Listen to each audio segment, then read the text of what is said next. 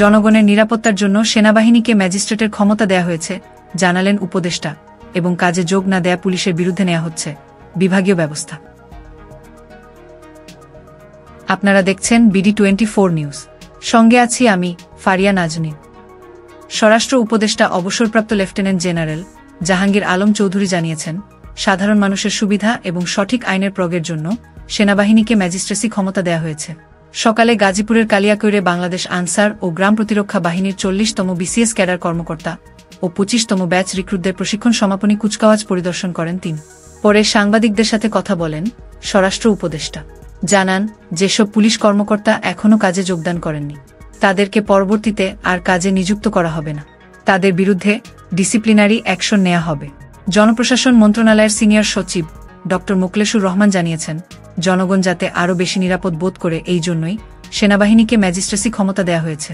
দুপুরে সচিবালয়ে এক ব্রিফিংয়ে এ কথা জানান তিনি আরও জানান, রাষ্ট্রীয় এবং জনস্বার্থেই সেনাবাহিনী কাজে নেমেছে এবং অন্তর্বর্তীকালীন সরকার মনে করেছে রাষ্ট্রের প্রয়োজনেই এ সিদ্ধান্ত নেওয়া উচিত। পুরো প্রক্রিয়াটি আইন সম্পূর্ণ, জানান ড মোকলেসুর রহমান।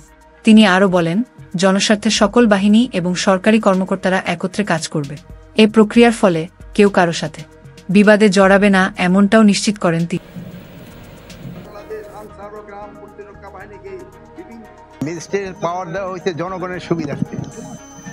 যেহেতু আপনারা দেখছেন সেনাবাহিনী অনেক দিন যাবতেই কিন্তু মাঠে আছে, মানে তাদের তো একটা ক্ষমতার ভিতরে কাজ করতে হবে।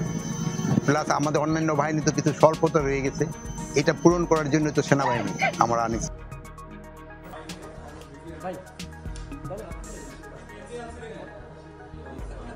জনবান্ধব পরিবেশে মানুষ চলাচল করতে পারে, সিকিউর ফিল করে, মানুষের মধ্যে যেন আস্থা থাকে, সব বাহিনী একসাথে একই আমব্রেলায় কাজ করছে, এই মেসেজটার জন্য এই ধরনের একটা ক্ষমতার আমরা কি বলবো, যে আমাদের বিভিন্ন বাহিনী কাজ করে না, তো এটা আরেক বাহিনীকে বিধি মোতাবেকই তাদেরকে এই ক্ষমতা দেওয়া হয়েছে।